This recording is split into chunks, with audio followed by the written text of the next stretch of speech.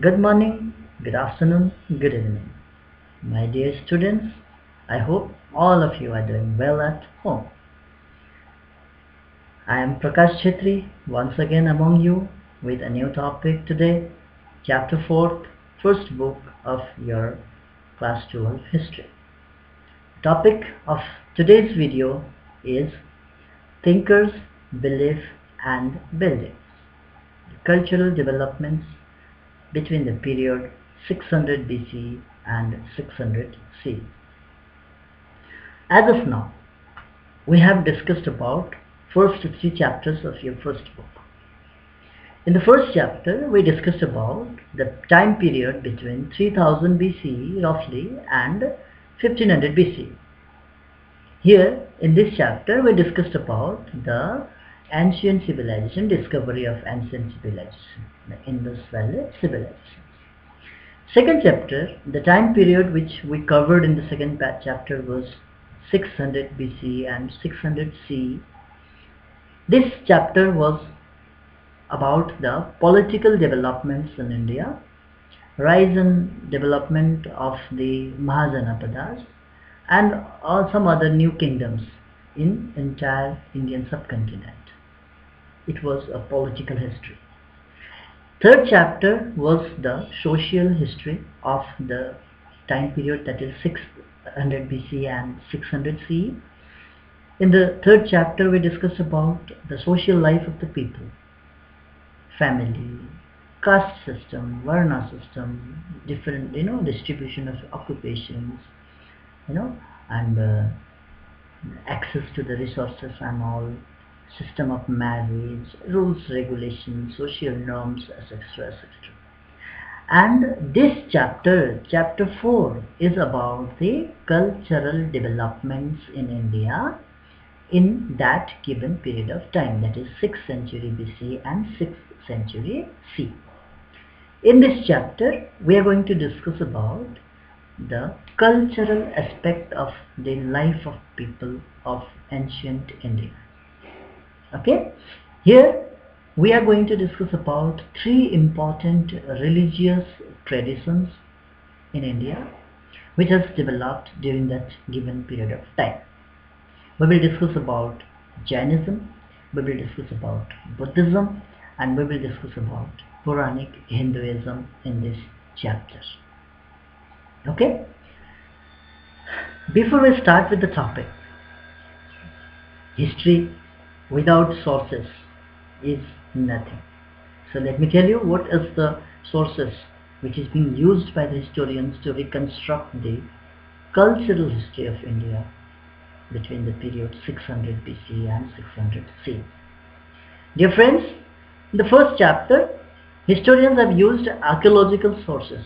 Mostly archaeological sources was used by historians to reconstruct the prehistoric and historic civilization in India in the form of archaeological evidences. Second chapter, inscription was being used in details. Third chapter was about the historians have used that literary sources, especially the traditions, writing traditions and all. We have discussed about all those things in detail in our previous videos. In this chapter, to write the cultural history of India, historians have used 2 different sources. 1, archaeological source, and 2, second, literary source. In archaeological source especially, historians have used 2 different archaeological sources. First one is the material remains. Especially in material remains, historians have studied the remains of the Buddhist archaeology, like architecture, not archaeology, Buddhist architecture, like stupas and all. Okay, and secondly, they also studied some of the inscriptions. Okay, some of the inscriptions also have given a details idea about the rise of those religious traditions in India in the form of Buddhism, Jainism, etc.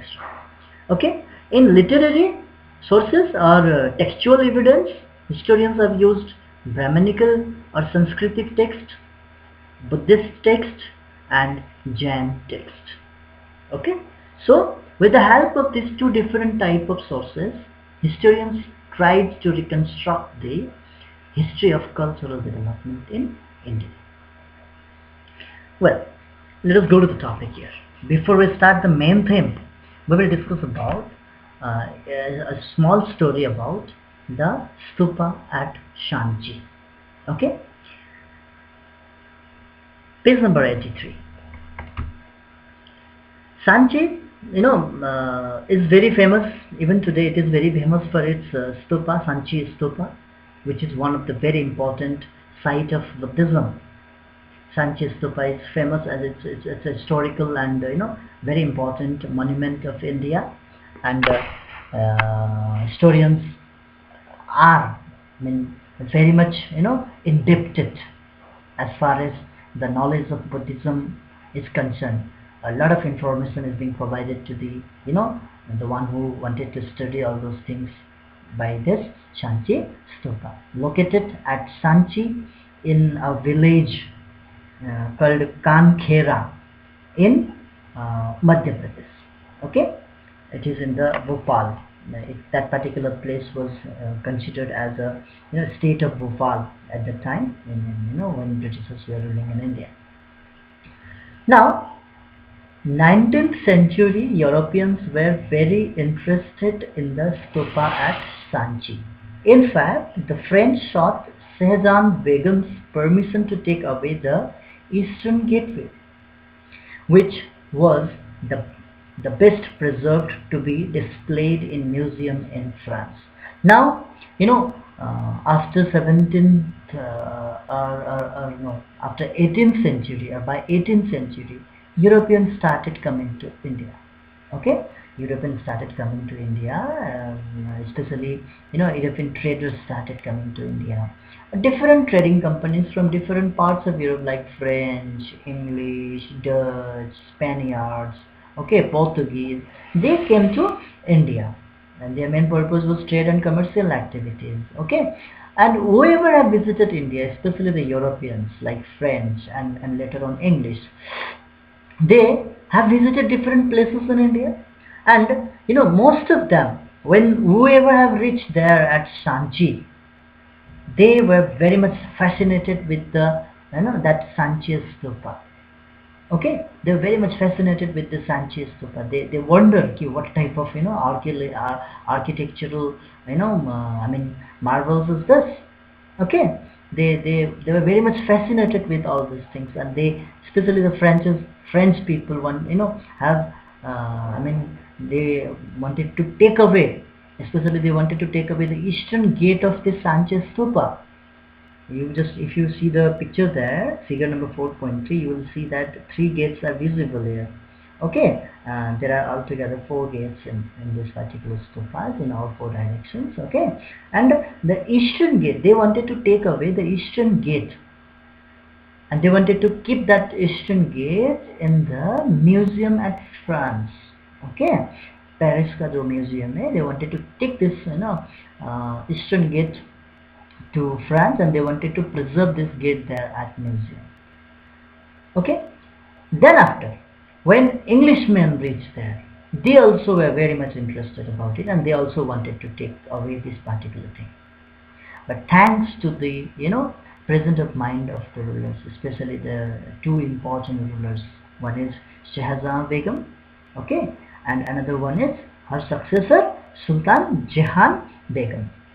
These rulers were very much they have understood the importance of this particular site, and instead of giving them, instead of allowing the French and English to take away this particular thing, original things, what she did is that she made a replica replica of that particular thing, that is also called plaster cast. Okay, exact same thing is being replicated there. Okay, you can say the duplicate of that particular things, and she offered this as a gift to those companies, the French and English people, and they were happily taken it away. They accepted it, and they have taken it away, and they must have preserved those things there in their museums. Okay, so as a result of that, the original things remained in India. Thank God. It could have been something different if she would have been allowed them to take away those original things.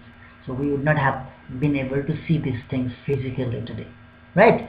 So the rulers of Bhopal, Shahjahan Begum and her successor Sultan Jahan Begum, provided money for the preservation of the ancient site.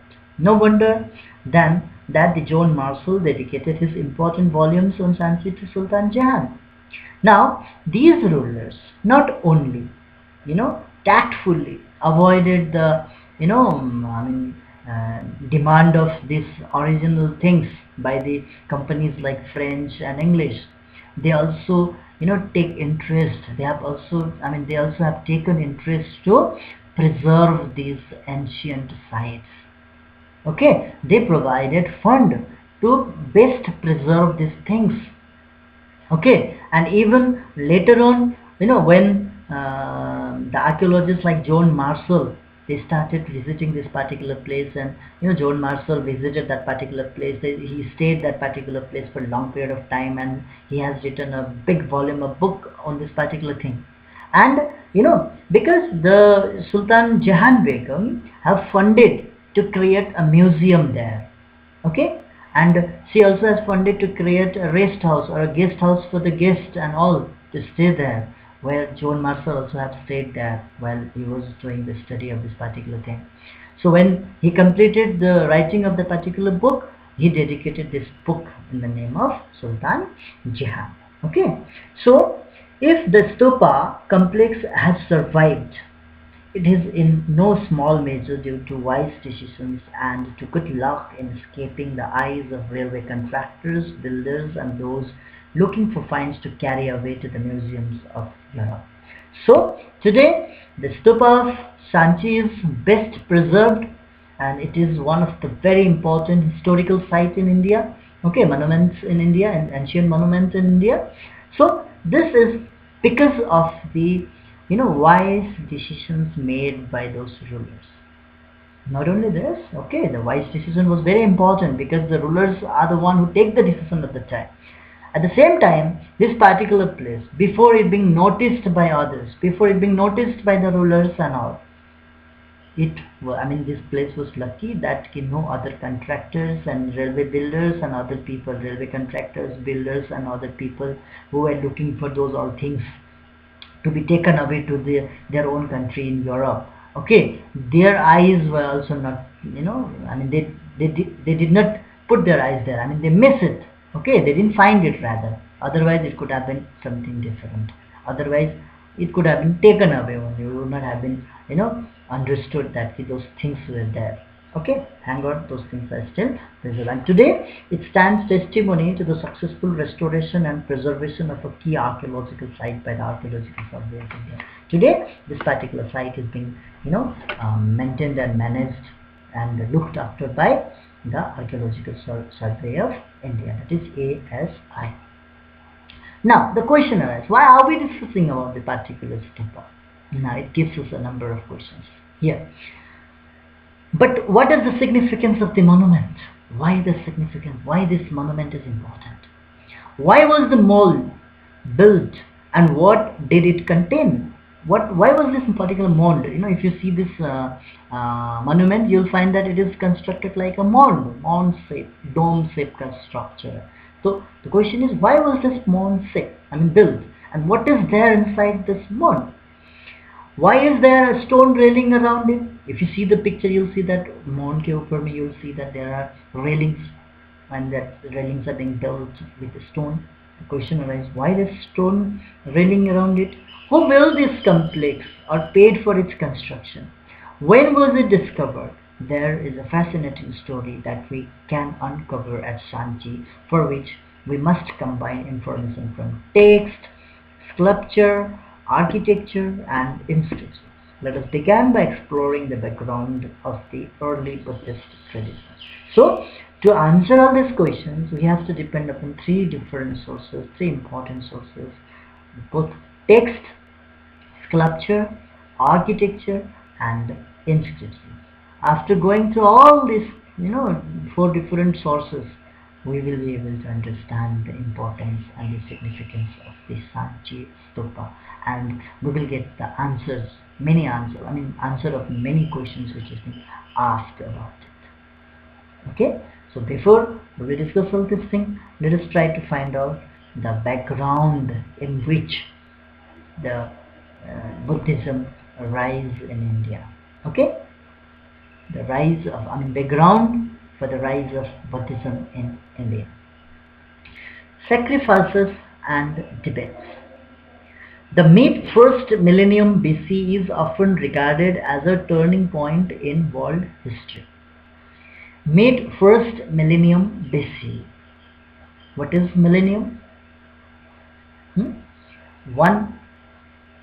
12 months, 1 year. Okay? 10 years is equal to a decade. Okay? 100 years is equal to a century. 1000 years is called millennium.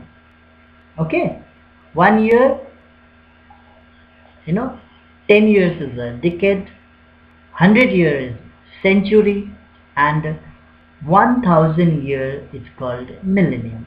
Okay, and then after next calculations is a million years. Okay, or 1 lakh year is called a million years. Okay, now here what do we understand by mid-first millennium BC? By mid-first millennium BC, we understand the time period like 5th century BC, okay, or 5th, 6th century BC. Okay. Now, this 5th century BC is often known as, or often regarded as, a turning point in the history of, in ancient world history, a turning point in the world history. This question, dear children, this question is an 8 marks question. This question is an important 8 marks question. Okay, and very often this question has come in your board examinations. Please be very careful. But the answer of this question is not available only in this chapter. Okay, answer of these questions you will find in subsequently in next 2 chapters also. Some points you will get in this chapter. Few points we'll discuss now only, then after rest of the points you'll get in some other chapters later. Okay, so the complete answer of this particular question I'll share you later on when I'll give you the notes. Okay, but let us discuss few points why the mid-first millennium BC is often regarded as a turning point in world history. First answer, your first point you can start with here only. It saw the emergence of thinkers such as Zarathustra in Iran, Gongji in China, Socrates, Plato and Aristotle in Greece, and Mahavira and Gautama Buddha among many others in India. So this first millennium BC, mid-first millennium BC saw the emergence or the rise of some of the very important thinkers, philosophers in the world, not only in one place in the world. Throughout the world, there was the emergence of this type of, philosophers and thinkers. Okay, Zarathustra was a very famous philosopher in Iran. Gongji, he was in China. Okay, and 3 important philosophers were there in Greece in the form of Socrates, Plato and Aristotle. And in India there were many philosophers. Okay, there were many philosophers, many thinkers, and among those many philosophers and thinkers, Mahavira and Gautama Buddha was 2 very important. Okay, they tried to understand the mystery of existence and the relationship between human beings and the cosmic order. This was okay. Now, why these philosophers are important? Why they are worth mentioning here? The answer is because these philosophers try to, understand the relations, understand the existence of the humanities, existence of the human beings, and they also try to understand the relationship between this world and the cosmic order. Okay, they wanted to find out the answers to the many questions related to the life and this universe and all. Okay, where did we come from? What is the existence of life? What is the reason behind the existence of life in this particular place? Okay, who were, I mean, before we born as a human being here, what was our, who were we before we born here? Or what will happen after we die in this particular place? All these questions, I mean, they try to find out the answers of all these sort of questions, right? Second point, you can go for the third point here, is that to answer this first question, this was also the time when new kingdoms and cities were developing, about which we have already discussed in our second chapter. This is same period. Okay, this is same period, which in which there was the rise and development of the new cities and new kingdoms in our country. We have already discussed about the rise of 16 Mahajanapadas in India. Okay, so it is not only those Mahajanapadas. This was the period of time when large number of cities and towns were also developed in India. This period is also famous for the second urbanization in India, about which I have told you already. Okay, so these thinkers attempted to understand these developments as well. They did not only wanted, try to understand about the, the existence of life and relationship between the people as a human beings and the other cosmic orders. They also try to understand the development of the cities and towns, growth of political powers, etc. The sacrificial traditions or sacrificial traditions. There were several pre-existing traditions of thought, religious belief and practices, including the early Vedic traditions known from the Rig Veda, compiled between circa 1500 and 1000 BC. Now, before I told you about, in my topics just before only I told about, we will discuss about the rise of three different religions in our country, religious tradition in our country in this period of time: Buddhism, Jainism and Puranic Hinduism. But before Buddhism, Jainism or Puranic Hinduism started emerging in India, already different religious belief, especially in a specific religious belief, were being practiced in our country. We may call this as a Hinduism or not. Okay, that is the other thing. That is a debatable matter. But yes, it is said that between 1500 BC and 1000 BC, Rig Veda has been composed, and a number of deities, name of a number of deities are included there in Rig Veda. And specific mentions are there about three important deities which are being worshipped by the people at that time. These are Indra and Agni, Indra and Soma. Okay, there are dedicated hymns in this Rig Veda which is being used to please these deities. Okay, Indra is considered as the king of all the gods. He is also considered as the rain god or thunder god. Okay, and fire, that is Agni. Agni is a fire. Today we use as a fire. It is considered as one of the very important deity of that particular time. And Soma is a type of juice which is being extracted from a special tree that is called Soma tree. Okay, and this is a very important, drink which is being used by the people. Okay, although historians believe that the formula to make this drink is being lost now, whatever it is, but these three deities are being mentioned in Rig Veda, and specific hymns are being there, or dedicated hymns are there to please those deities.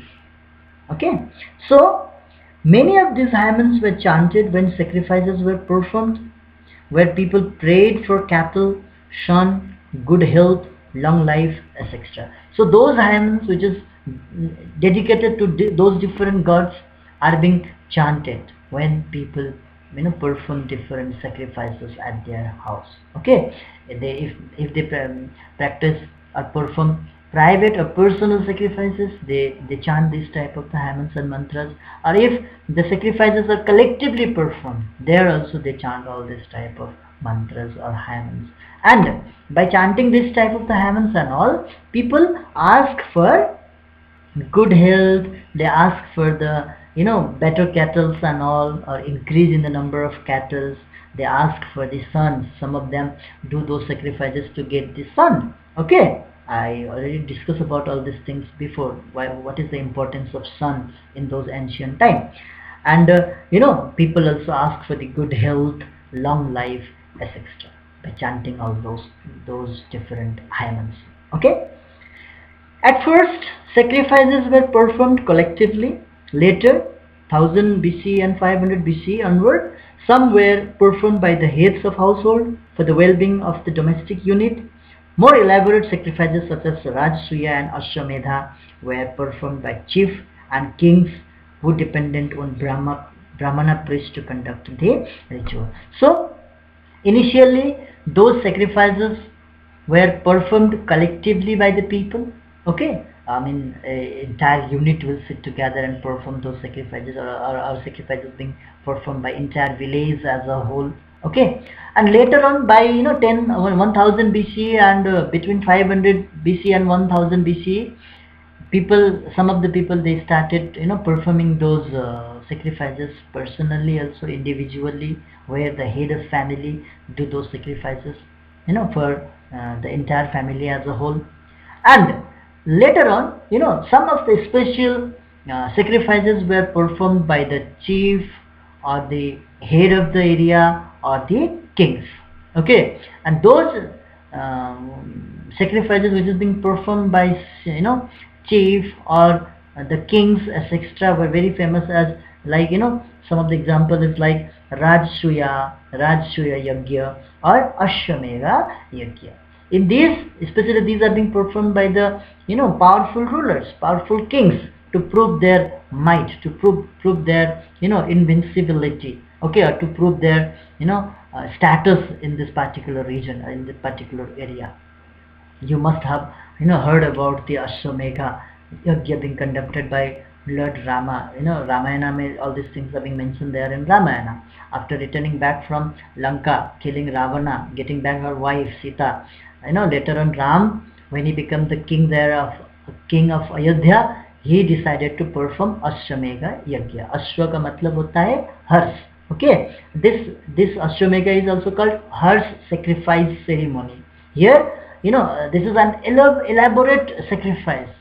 Okay, specific rules and regulations has to be followed. Okay, and those sacrifices, the kings will perform those sacrifices with the help of a large number of brahmanas and all. Okay, so these sacrificial traditions were prevalent in India. Now, new questions. Many ideas found in the Upanishads, that is 6th century BC onward, so that people were curious about the meaning of life, the possibility of life after death, and rebirth. Was rebirth due to past actions? Such issues were hotly debated. Thinkers were concerned with understanding and expressing the nature of the ultimate reality.